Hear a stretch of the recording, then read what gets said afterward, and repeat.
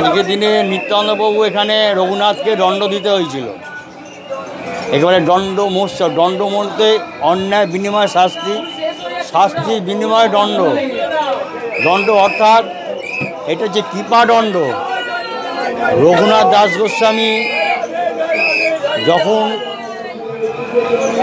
মহাপুরুষ দেখা করতে গেছিল, মহাপুরুষ দেখা পায়নি, সে নিত্যানন্দবাবু ধ্যান জেগে মহাপ্রভুকে এনেছিলেন, ওনাকে রঘুনাথকে দর্শন করিয়েছিলেন। ওই জন্য কৃপা দণ্ড। রঘুনাথ দাস গোস্বামী ছিল আজি সপ্তগ্রামের, তখনকার দিনে গৌরীর অধিপতি ছিল।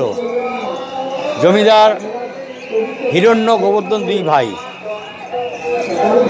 হিরণ্য বড় ভাই, গোবর্ধন ছোট ভাই। এই গোবর্ধনেরই সন্তান হচ্ছে রঘুনাথ।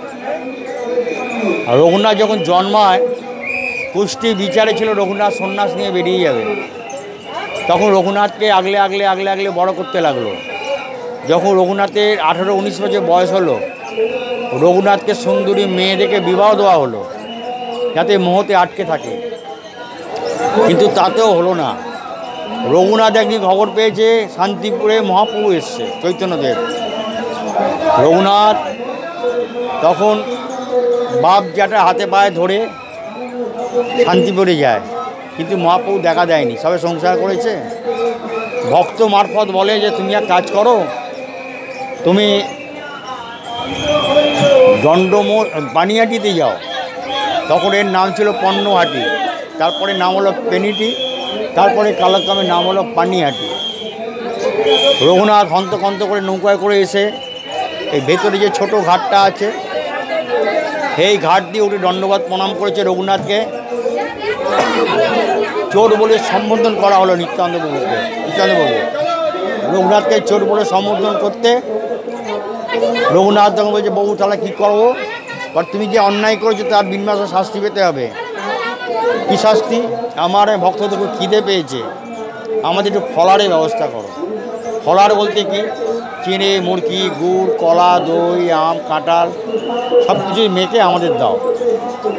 রঘুনাথ সমস্ত জায়গা থেকে সংগ্রহ করলেন, ভিক্ষে করলেন, সংগ্রহ করলেন। আদি সপ্তগ্রামে খবর গেল, সেখান থেকে চিড়ে, মুরগি, গুড় সব আসতে লাগলো। আর নিত্যানন্দবাবুকে দেখবার জন্য আর রঘুনাথকে দেখবার জন্য কাতারে কাতারে ভক্তরা সব আসতে লাগলো। আর রঘুনাথ তখন ওই মালসাবক রেডি করে দেবে কিসে করে? তখন কুমোরপাড়াতে গুড়ের নাগড়ি, হাঁড়ি, কলসি, বোকা ভাঁড় এইসব তৈরি হচ্ছিল। এই বোকা ভাঁড় তৈরি হতে গেলে নিচের পাটটাকে বলা হতো মালসা, কারণ দুটো করে পাট থাকে। ওপরে মাঠটা যখন লাগায়, নিচের পাটটাকে বলে মালসা। এখন তো মালসা তৈরি হচ্ছে আলাদা করে।